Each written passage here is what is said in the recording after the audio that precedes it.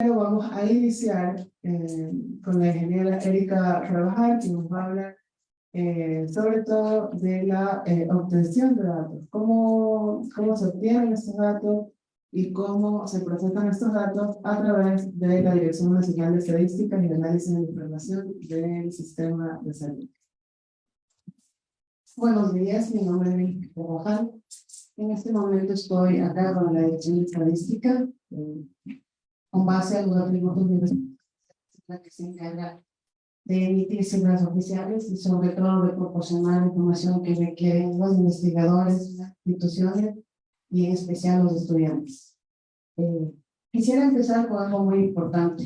El trabajo que nosotros hacemos en el territorio como profesionales de la salud, el bueno o malo que nosotros ejecutamos en el territorio, no se ve reflejado de otra forma que no sea información, que no sea indicadores. Entonces, el primer llamado a su conciencia es que eso tiene que ir en conjunto. Yo no puedo proveer una buena atención si no hago un buen registro de historia clínica. Entonces, parte de las cosas que hemos querido corregir han sido a través de los sistemas de información.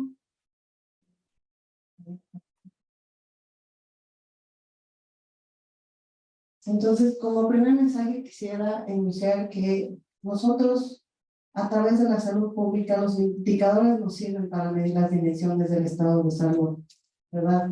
Y sobre todo para conocer si efectivamente el sistema está o no cubriendo las necesidades de la misma. Si nosotros no tenemos indicadores, no podemos hacer una buena toma de decisiones. Entonces, enmarcado en este mensaje, yo quiero invitarlos a una reseña histórica de todo el proceso que ha tenido el Ministerio de Salud Pública para proporcionar información que posteriormente ustedes van a mirar a través del driver que conjuntamente se ejecutó con AINE. Muchos de ustedes recordarán que antes del 2010 los profesionales de salud no manejaron ningún sistema automatizado, ¿verdad? El único que registraban era el conocido sábado, era el formulario 504, se caracterizaba porque era enorme y aparte de eso manejaba alrededor de 9 consolidados. Cuando los tomadores de decisión, como los ministros, requerían información, no se podía proporcionar.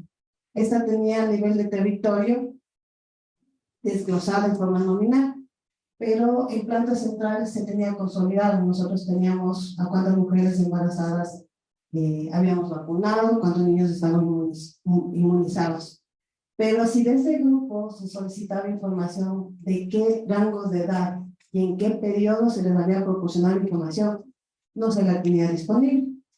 Es por eso que a partir del 2012 se empezó el primer ejercicio para la obtención de la información nominal a través de el formulario 504. El 504 no solamente consolidaba la información de consulta externa de los 4 profesionales, médicos, obstetrices, psicólogos y enfermeras. Aparte de eso se manejaban nuevos consolidados, que son los que llevaban la consulta central. La implementación de la información nominal duró alrededor de 3 años y medio. 2 años en territorio corrigiendo justamente en las zonas más conflictivas.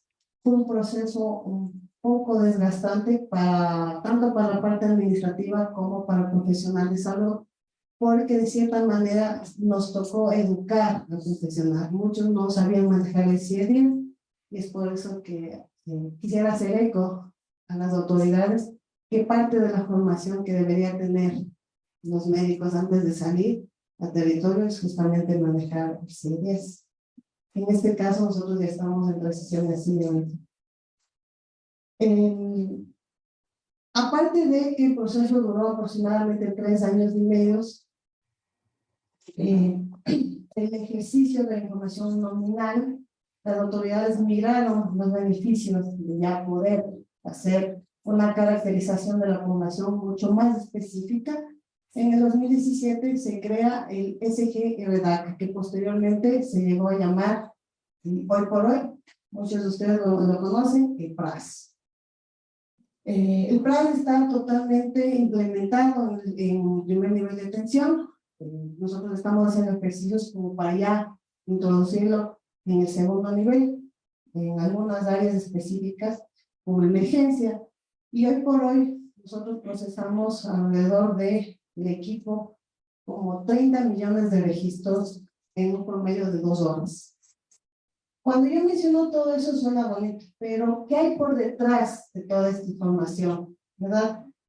Hay un trabajo, primero se ha logrado disminuir el trabajo manual, no solamente desde el territorio del personal de salud, sino también en planta central del equipo técnico. Nosotros tenemos mallas de validación a través de script en software como ERE y SPSS que nos permiten ir corrigiendo cierta información que tiene inconsistencias.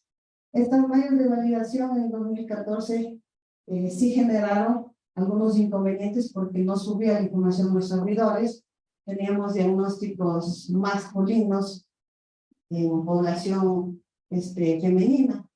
Ese tipo de mallas se logró corregir y hoy por hoy ya no tenemos ese inconveniente. ¿Cuál es el proceso que ahora realizan a nivel de servidores en el equipo? Bueno, nosotros manejamos ya dos paralelos.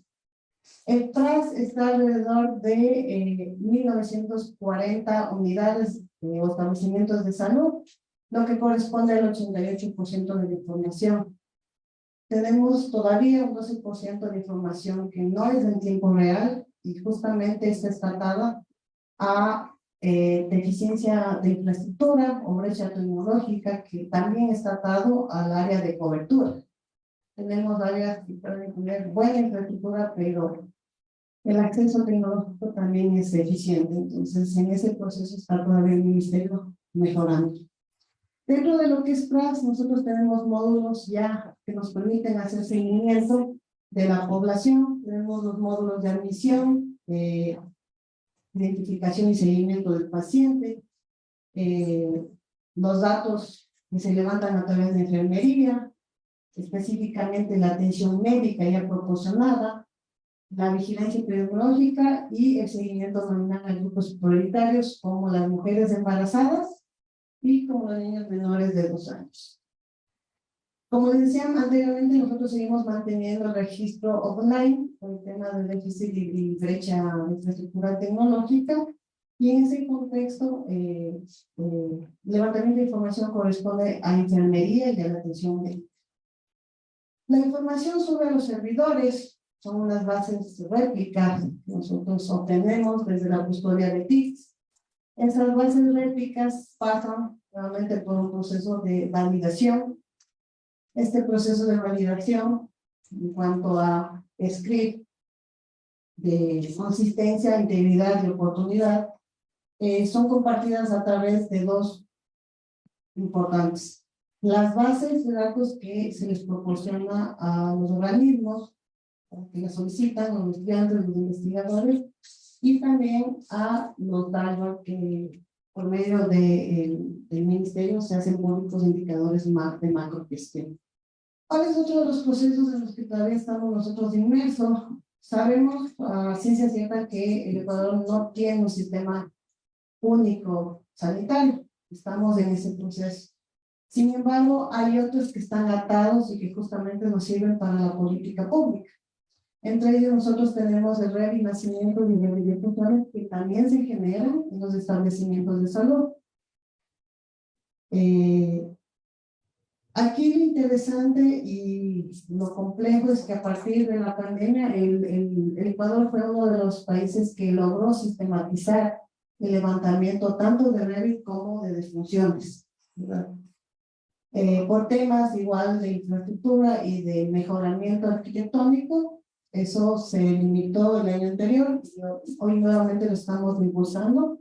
El objetivo es que todo lo que sea certificados de defunciones ya se nos levante en tiempo real y no sea a través del papel. El proceso, muchos de ustedes probablemente hayan emitido ya un certificado de defunción, se descarga del sistema, se genera, y la idea también es introducir mallas de validación porque alrededor del 38% de causas de básicas el 38% de causas básicas de muerte corresponden a a códigos poco útiles, es decir, no sirven para una toma de decisiones. Lo que a nosotros nos llama la atención es que tenemos que en el sistema corregir, porque no es suficiente otorgar una causa básica de muerte, sino que esta sirva para que se pueda focalizar las estrategias dentro de los programas de prevención y promoción. Finalmente, tenemos el geosalud. El geosalud es, por así decirlo, la columna vertebral del ministerio en este momento. Están todos los establecimientos georreferenciados a partir de los cuales yo puedo atar estrategias como las extramurales, específicamente. Puedo atar la cartera de servicios y sobre todo la búsqueda de los establecimientos en los niveles de complejidad. Estos están georreferenciados y pueden, de cierta manera, permitir reconocer cuál es la caracterización de las enfermedades atadas a las bases de datos que anteriormente les había compartido. Entonces, la idea es fortalecer el uso justamente de estas tres herramientas para que tanto la academia como las organizaciones puedan explotarlas al máximo. Aquí tenemos un ejemplo de un aplicativo que está anexado a GeoSalud, que es el GeoSalud.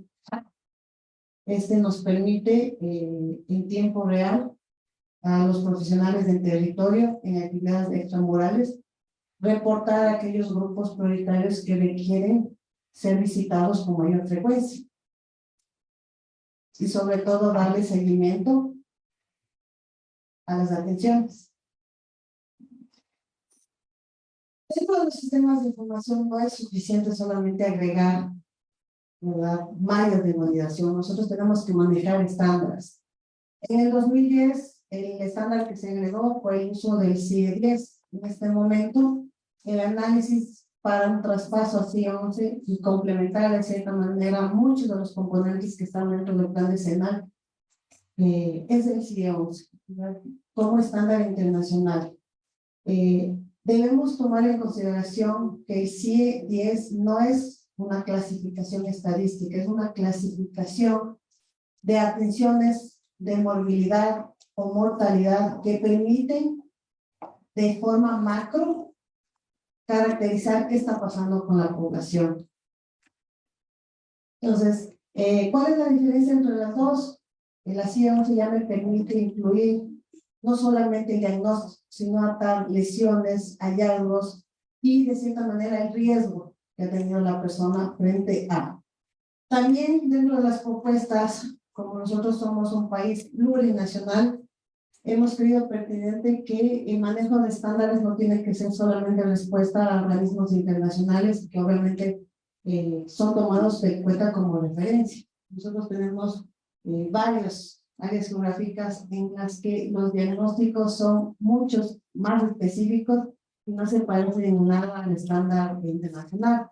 Entonces, la idea dentro del sistema de información como propuesta es justamente manejar las estadísticas diferenciadas con un objetivo de reconocer específicamente el perfil epidemiológico que tienen ciertas áreas concentradas donde se predomina población altamente indígena o de pueblos y nacionalidades, porque requieren un proceso de intervención mucho más específico, mucho más direccionado.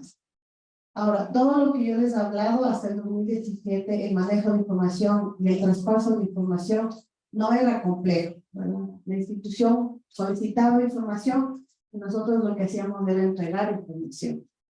Lamentablemente, a partir del 2018, este traspaso de información está atado a nuevas políticas emitidas desde el Ministerio de Telecomunicaciones. Entonces, nosotros no solamente tenemos que entregar una información íntegra, consistente y oportuna. Yo tengo que garantizar que esa información que yo le entregue a la organización cumpla con dos requisitos específicos. El medio por el cual yo lo traspase y el uso que se le va a dar a la información.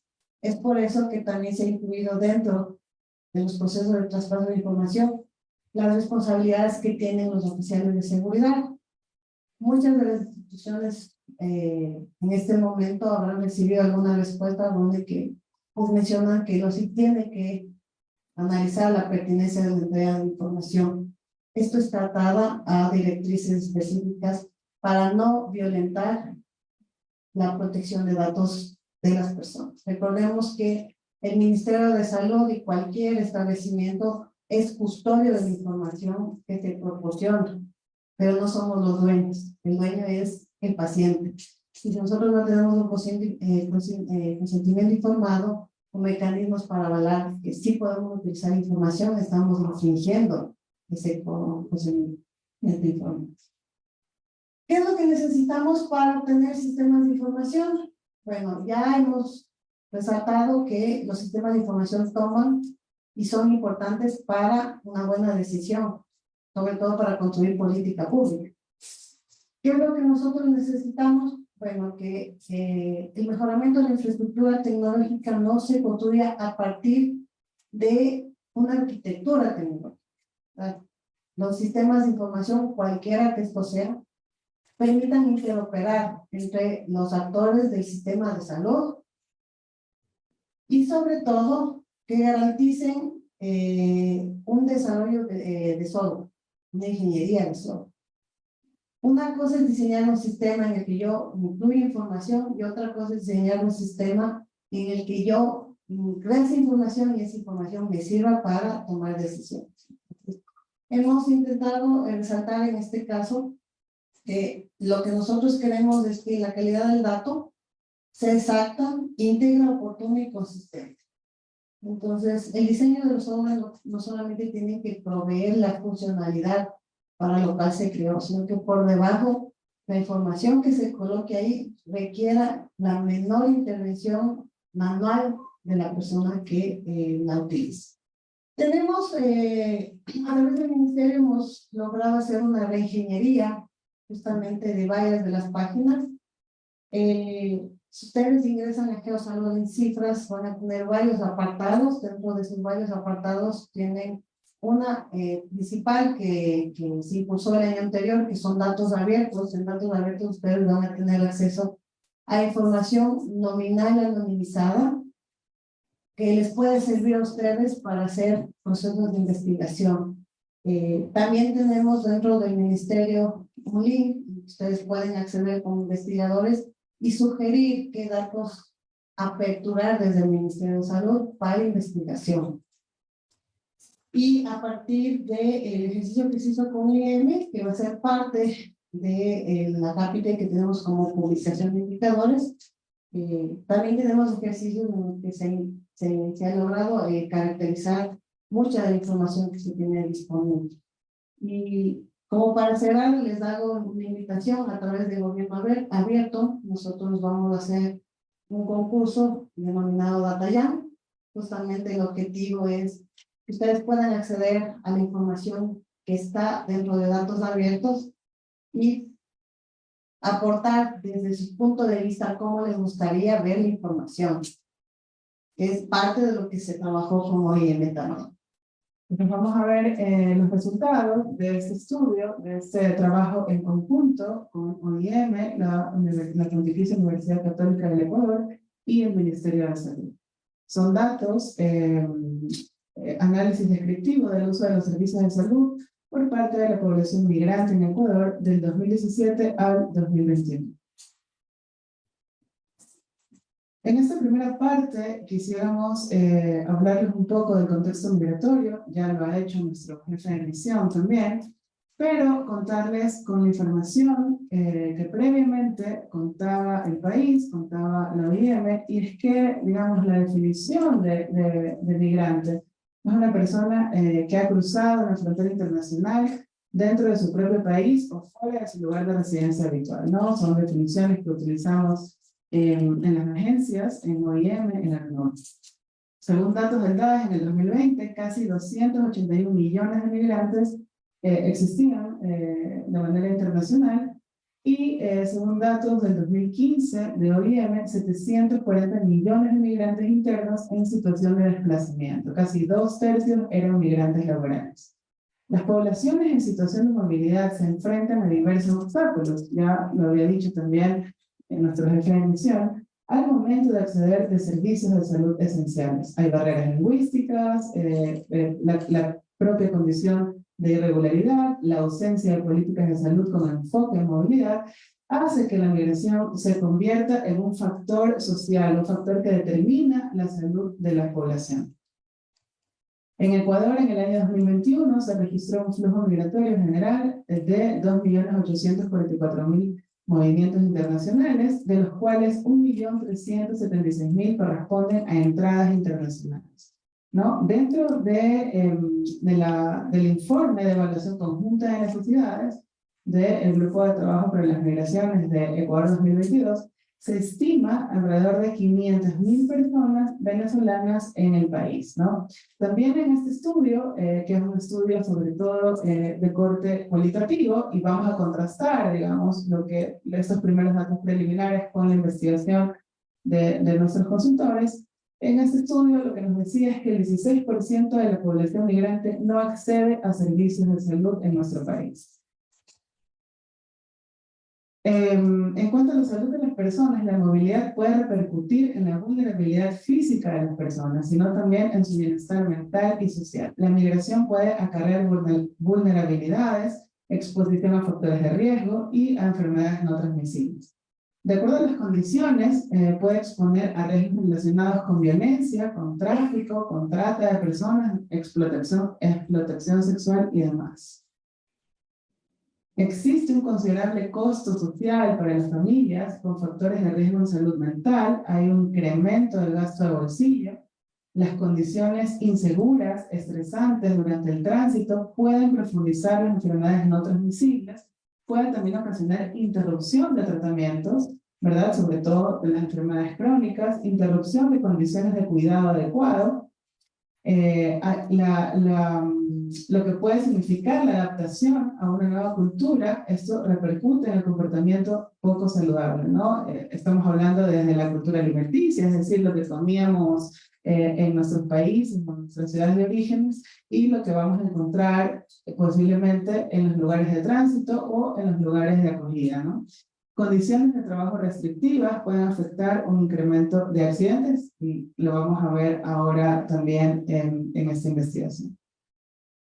Bueno, estos son algunos datos que les decía de esta evaluación conjunta que teníamos del GTDM, que se van a contrastar ahora con el análisis de las bases nacionales que vamos a hacer la presentación. Pero, digamos, una de las cosas que nos llama la atención al ser consultados las personas migrantes es el tipo de atención en salud requerida, ¿no? Tenemos que, en su mayoría, tanto para el año 2022 y el año 2021, la atención general, ¿verdad?, de exámenes, es decir, esto concentraba del 76 al 80%, servicios de salud especializados, un 22%, y fíjense que la atención prenatal, y esto es una propaganda para lo que viene después, pero fíjense que acá la atención prenatal solo concentraba el 10%, ¿no? Vamos a contrastar esto con, ya con el análisis de bases de datos. Así que, bueno, con esto ya doy paso a los investigadores que nos van a hablar de esta parte. Muy buenos días con todos y todas. Bueno, les vamos a presentar ahora los resultados de la investigación que realizamos. En el aspecto metodológico, este es un estudio ecológico, ya que mide poblaciones, descriptivo y de corte transversal. Se realizó un análisis de base de datos secundarias. Esta base de datos la recogimos del Instituto Nacional de Estadística y Censo, del Ministerio de Salud Pública y del Instituto Ecuatoriano de Seguridad Social. Okay. En cuanto al Ministerio de Salud Pública, ya como nos explicaron anteriormente, fueron obtenidas de DACA y del PRAS, mientras que del IES fue a través de la información que se recolectó a través del MIS AS400. Okay. ¿Cómo están caracterizados el uso de los servicios de salud por población migrante a nivel nacional? En este primer gráfico, el gráfico inicial, está mostrando los registros de las atenciones de color azul en el sistema de egresos hospitalarios y de color rojo en las bases de datos tanto del Ministerio de Salud Pública como del IES. Podemos ver que el comportamiento de los registros es similar, con una tendencia ascendente hasta el año 2019, pero a partir de este año pues hubo una ligera reducción de los registros. Esto debido a las restricciones de movilidad que hubo por la pandemia, por la COVID-19. Entonces, tanto en los dos sistemas, el comportamiento de los registros en atenciones, población migrante, fue ascendente. Tal vez si no hubiese restricciones de movilidad no existiera la transmisión por la COVID-19, hubiésemos visto un comportamiento similar a los 3 primeros años, en donde iba aumentando el registro de las atenciones en esta población.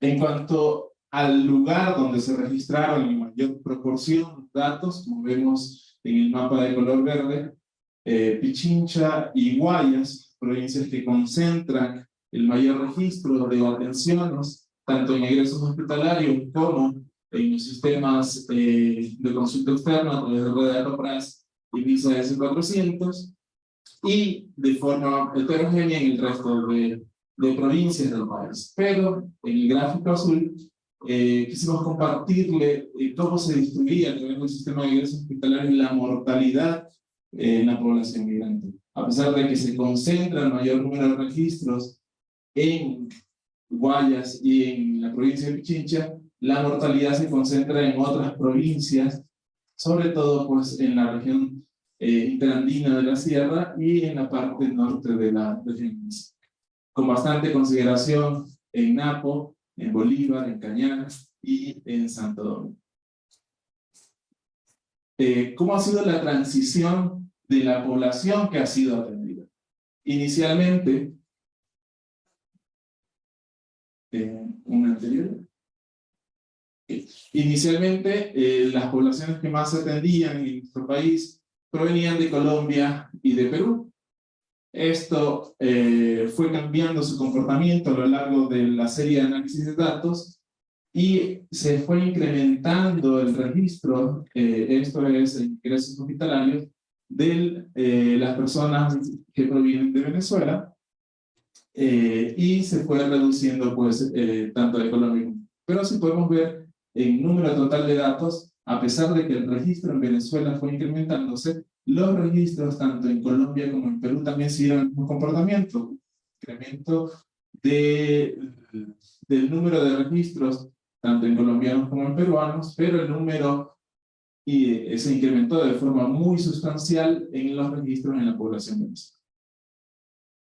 Situación similar se evidencia en los datos obtenidos de las bases de datos del Ministerio de Salud Pública y del IES, en donde la población colombiana y peruana eran las que más se entendían, pero a partir del año 2017 hubo un incremento muy significativo de los registros en la población venezolana. Pasaron de tener atenciones de 14.000 personas al año a cerca de 500.000 a 600.000 personas por año, a lo largo de los últimos 3 años.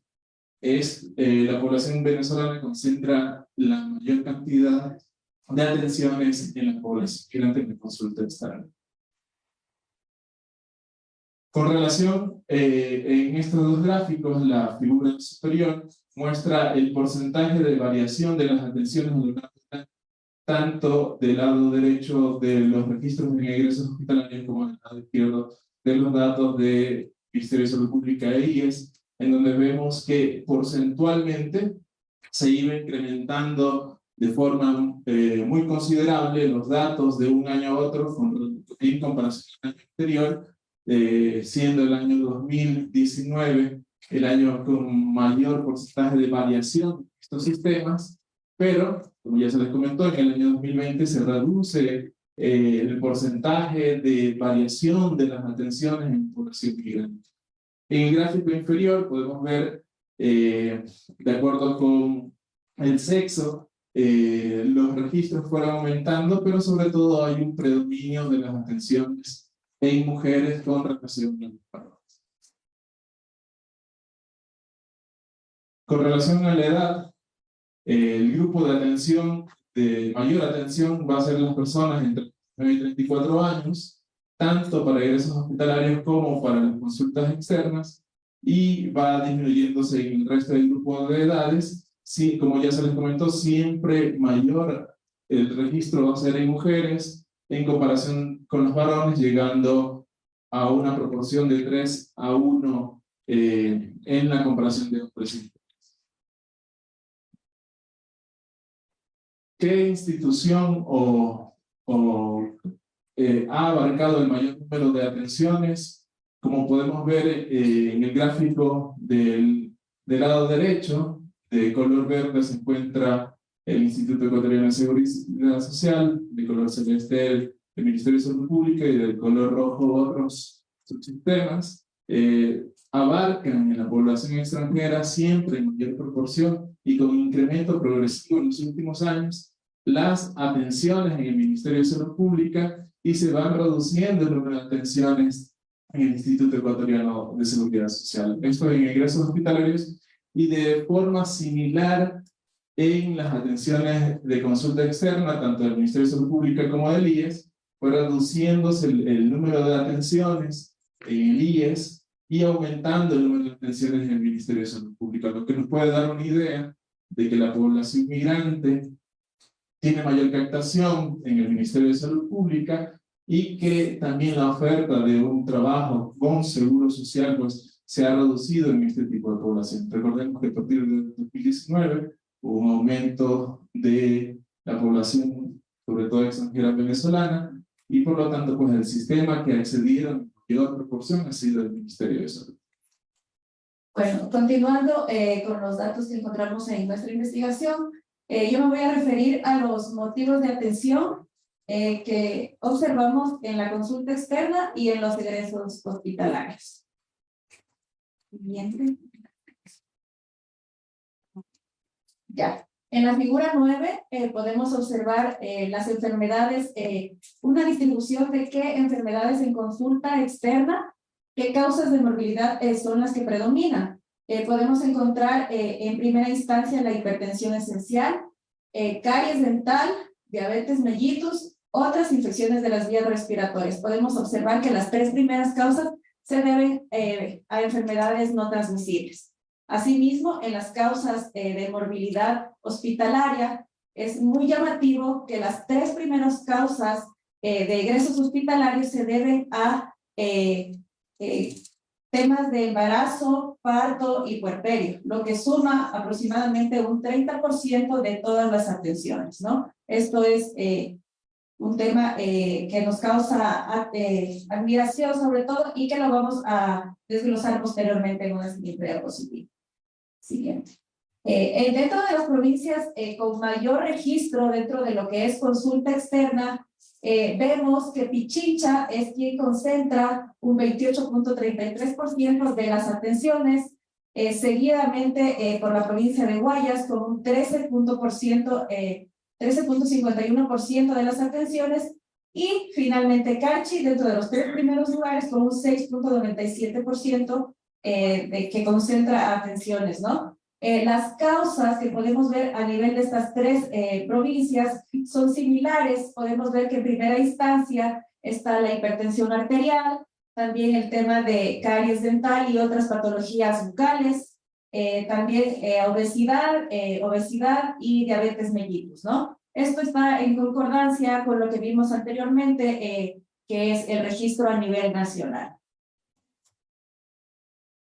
Dentro de lo que es la transición de la morbilidad hospitalaria, esta diapositiva es muy interesante porque aquí podemos ver que desde el 2017 al 2021 que fue realizada nuestra investigación, en el capítulo del CIE 10 que se refiere a embarazo, parto y puerperio, ha estado siempre ubicada en el primer lugar de atenciones de la morbilidad hospitalaria, seguido en segundo lugar por enfermedades del sistema digestivo que se mantienen hasta el 2019. Sin embargo, en el año 2020 se ocupa este segundo lugar los traumatismos, envenenamientos y accidentes, ¿no?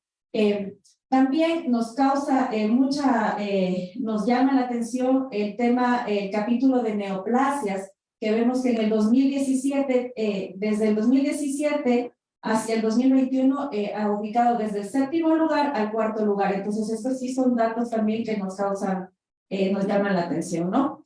Entonces, finalmente, como conclusión de esta diapositiva, es llamativo que las enfermedades relacionadas con embarazo, parto y puerperio son las que se han mantenido como la mayor causa de morbilidad hospitalaria. Dentro de los motivos de consulta externa por subsistema, también tenemos desglosado principalmente IES y MSP. Lo que podemos recabar de esta diapositiva es que los motivos de consulta son similares. Son similares en el IES y en el MSP, igualmente en concordancia con lo que habíamos visto antes, principalmente hipertensión arterial, diabetes, caries dental, obesidad, diabetes, entre los 5 primeros puestos, y que nuevamente corresponden a enfermedades no transmisibles. Ya, también quisiera referirme a las causas de mortalidad hospitalaria. Lo que nosotros pudimos encontrar es que en el periodo 2017 a 2021, obviamente las principales causas de mortalidad desde el año 2020, y la que está en primer lugar es el COVID, con 113 y 179 casos de 2020 y 2021 respectivamente, seguido de enfermedades del sistema circulatorio, posteriormente neoplasias, y finalmente entre los primeros puestos ciertas enfermedades infecciosas y parasitarias, ¿no? También hay algo que nos llama la atención, es que hay ciertos registros que probablemente se deban de pronto a algún error en el registro, por ejemplo, causas de mortalidad hospitalaria por enfermedades del oído o por enfermedades que dice factores que influyen en el estado de salud y contacto con los servicios de salud. Muy probablemente esto se puede deber a errores en el registro, ¿no? Y entonces aquí se ve la necesidad de pronto de poder hacer una validación de los datos, ¿no? Luego, para poder publicar estos datos. Ya, dentro de la distribución geográfica y la tasa de mortalidad hospitalaria, a través de los años, lo que podemos observar es que en los primeros años, es decir, 2017-2018, la mortalidad hospitalaria se concentraba en la provincia de Bolívar. Pero luego, en 2019, 2020, 2021, vemos que la mortalidad empieza a localizarse ya más bien en las provincias de la región amazónica. ¿Ya? Finalmente, dentro de las conclusiones de nuestro estudio, lo que quisiera decir en consulta externa es que dentro de la atención de servicios de consulta externa del MSP y del IES, se han incrementado desde el 2017 al 2022 en un 203.88%, siendo que el MSP es quien tiene la mayor carga de atenciones con un 84.8%. Es decir, que tenemos una relación de 8-1.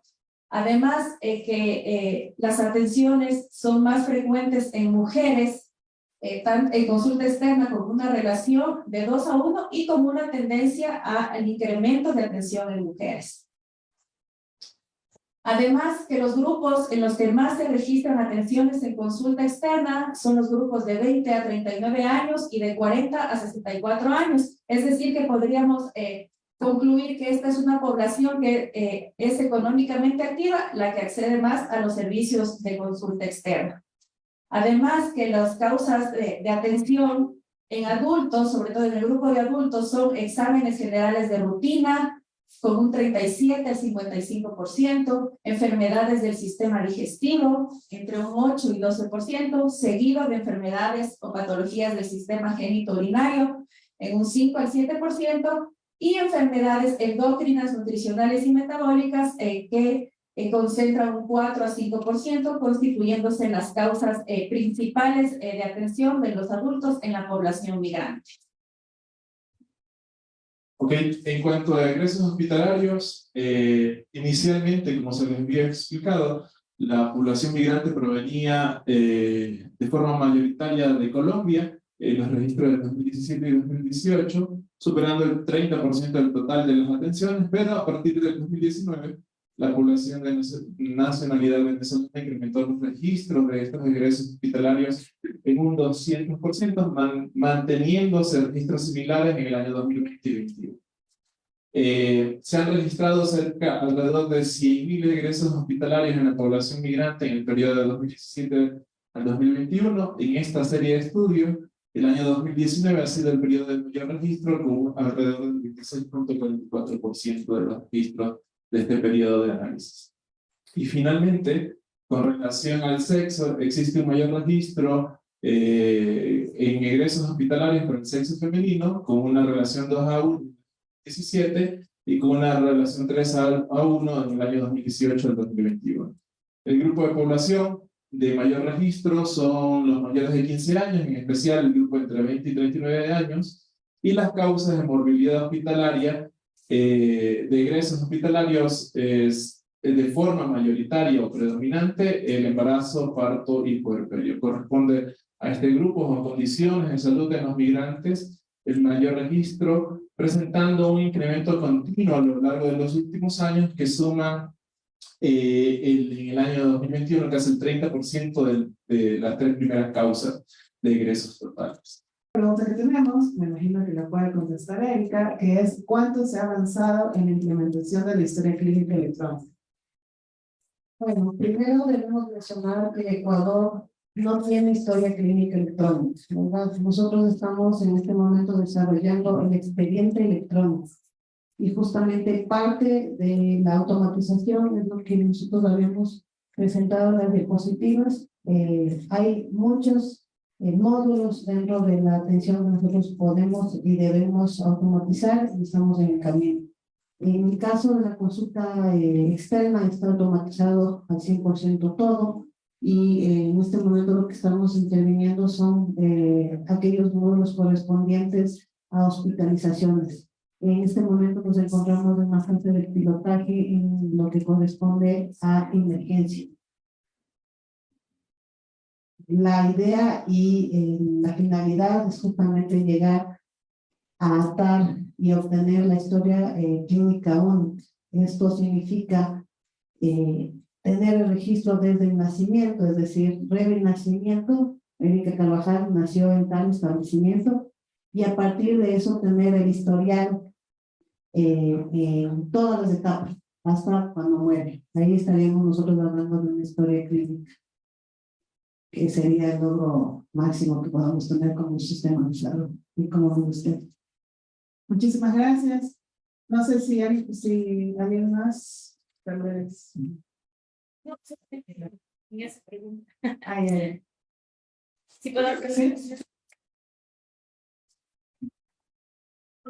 Aquí también creo que sí es importante recalcar también los trabajos que se han hecho a nivel interinstitucional y los avances que tenemos en este proceso de la construcción de la historia clínica electrónica, que como país a través de CONASA ya tenemos la normativa. O sea, estamos avanzando en estos parámetros que debemos cumplir como país, y la ventaja es que ya esta normativa va a salir muy pronto. Y también se ha avanzado en todos estos procesos que ya explicó Erika sobre los estándares de salud, y eso también ha sido un trabajo que es de reconocer también de todo este proceso interinstitucional.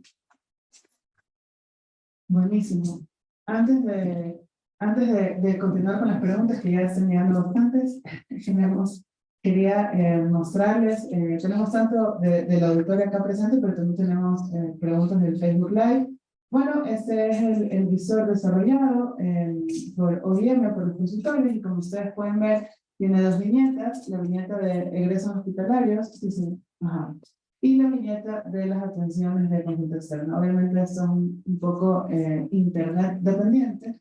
Vemos también las proyecciones que existen en este visor, es decir, cuántas consultas vamos a tener para el año 2024. Esto es un trabajo también importante, sobre todo para quienes hacen planificación sanitaria, planificación de los servicios, ¿verdad? Y como ya lo habían dicho los investigadores, las primeras causas de consulta externa, si eliminamos estas causas que no son tan, digamos, precisas, personas en contacto con los servicios de salud para investigación y exámenes. La segunda causa en consulta externa para el año 2021 es personas en contacto con los servicios de salud por otras razones. Sería bueno saber cuáles son esas otras razones. Pero la tercera causa es atención para la anticoncepción y pesquisa prenatal, ¿no? Entonces aquí vemos cómo esto, y podemos verlo por provincia, ¿verdad? Podemos escoger la provincia que quisiéramos visualizar, podemos escoger también por grupos de edad, por tipo de capítulo del CIE-10, por tipo de enfermedad, y también podemos ver, sin términos vivos así, hombres y mujeres, y por grupos de edad, ¿no? Entonces este es el visor, trabajado por los consultores, trabajado por OIM, que se entrega, la idea es que pueda estar en la página web del Ministerio de Salud, para que se pueda consultar esta información, ¿no? Entonces aquí tenemos una pregunta del auditorio: ¿qué impacto ha generado en el registro de mortalidad materna este impacto migratorio?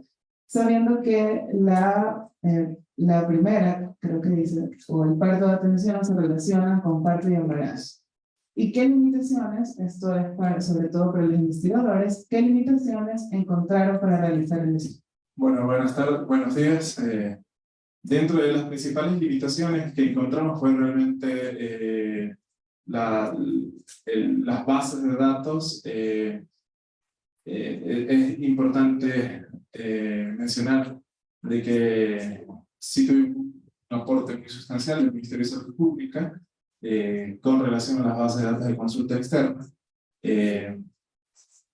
Con relación a los datos de ingresos hospitalarios, sí se requiere de que la información que se registra ahí pues sea una información que tenga una mayor depuración de sus bases, ya que existen códigos que no estarían relacionados con mortalidad, en el caso de las causas de mortalidad, y con relación al impacto que ha tenido realmente el flujo migratorio sobre las causas de enfermedad, pues como evidenciamos, las causas por atención del parto, del embarazo y del puerperio, pues son las principales causas. Sin embargo, pues las defunciones así no lo registran. Vimos que la COVID-19 y las causas relacionadas a las enfermedades coronarias, de las enfermedades por hipertensión arterial, son las causas de mayor mortalidad.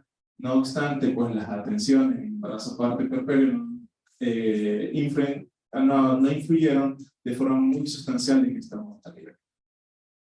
Ok, tengo una pregunta que entiendo que es para Erika también, bueno, dos. Si se ha evaluado el tiempo que toma llenar el PRAS, por un lado, y por otro lado, cómo se maneja la información producida en los establecimientos de segundo y tercer nivel, y cómo se envía esta información al INEC. Entiendo que eso es para los egresos hospitalarios. Como lo había comentado la subsecretaria, nosotros estamos trabajando ya justamente en la normativa. Si bien es cierto, no tenemos aún la historia clínica electrónica, estamos a un paso en el proceso dentro de los compromisos. La transformación digital lidera este proceso. ¿Cómo nosotros compartimos la información a nivel desconcentrado? Nosotros manejamos buzones FTP en nivel desconcentrado. Eso significa que la información a nivel desconcentrado todavía no es, mejor dicho, los establecimientos a nivel desconcentrado no tienen acceso a la totalidad de la información. El establecimiento, el personal de salud en el establecimiento proporciona la atención y esta información sube directamente al servidor. Del servidor lo que se ejecuta son validaciones y posteriormente la producción es colocada a través de buzones FTP a cada una de las áreas desconcentradas. Estos buzones FTP es uno de los mecanismos a través de los cuales nosotros podemos intercambiar información sensible. Tienen contraseñas y tienen códigos. Y la otra parte de la pregunta era... ¿Y cómo se envía esta información al INEC? A ver, nosotros en la actualidad Antes del 2019 el intercambio de información era simple, ¿verdad? Nosotros entregábamos la información y ellos consumían información. Ahora ya tenemos el ente rector, que es DINAR. A través del bus de interoperabilidad nosotros colocamos la información y es a partir de ella que otras instituciones la consumen. Lo mismo se ejecuta con el INEC. Nosotros tenemos convenios especiales de consumo masivo a través de los cuales nosotros intercambiamos información. Si el bus de interoperabilidad no está o no tiene la capacidad para la cantidad de datos que nosotros requerimos. Pero esto es a través de DINAR, que es el ente vector de los registros públicos dentro del Ecuador. Ok, muchísimas gracias. Tenemos 3 preguntas más. A ver, esta pregunta para los investigadores. Dentro de los procesos de investigación, se tomó en cuenta datos de población infantil. Y esta otra pregunta también para los investigadores, concepto de población migrante, ya que en los registros del ministerio solo contemplan la categoría de nacionalidad y no la condición de movilidad humana. ¿Sí? Y voy a la tercera, o la contestan. Vamos por eso, porque... Sí, en nuestro estudio también se consideró población de niños menores de 1 año, de 1 a 4 años, de 5 a 9 años. Sin embargo, por ejemplo, en el visor podemos ver en este momento, este es de ingresos de atención, sí. Sí se tomó en cuenta, ahí por ejemplo podemos ver los grupos etarios también dividido por sexo y podemos ver que también es llamativo, bueno, no llamativo, sino que el número, de acuerdo al sexo, la distribución es similar en hombres y mujeres hasta los 14 años aproximadamente, y desde el grupo de 15 a 19 años, ahí sí ya vemos que hay diferencias, ¿no? Que hay predominio de atenciones en el sexo femenino, pero sí se utilizó también, sí procesamos datos de todas las edades. ¿Cuál era la otra? Concepto de población migrante, ya que los registros del ministerio solo contemplan. Sí, bueno, esta también podríamos considerar que es una limitación de nuestro estudio, ya que las bases de datos que nosotros procesamos no tienen esta condición migratoria establecida, no hay, simplemente hay la nacionalidad. Entonces, para nuestro estudio lo que hicimos fue extrapolar todas estas nacionalidades a la parte de población migrante, más no para conocer su situación de movilidad. Y la tercera pregunta es, ¿difieren mucho las causas de morbilidad y mortalidad entre población migrante y población ecuatoriana? Esa es la primera parte. Y la segunda parte de esta misma pregunta es, ¿cómo se podría reducir el subregistro de atención ambulatoria que se lleva por organizaciones de la sociedad civil?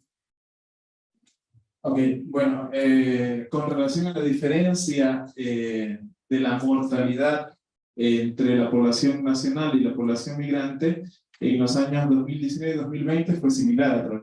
Por COVID-19 fue la que predominó en esos 2 años de estudio. Previamente, pues, de forma muy similar, las enfermedades coronarias, las enfermedades crónicas no transmisibles son las enfermedades de mayor causa, tanto en la población nacional como en la población migrante. En ese sentido, es muy similar el comportamiento de la mortalidad, tanto en nacionales como en extranjeros.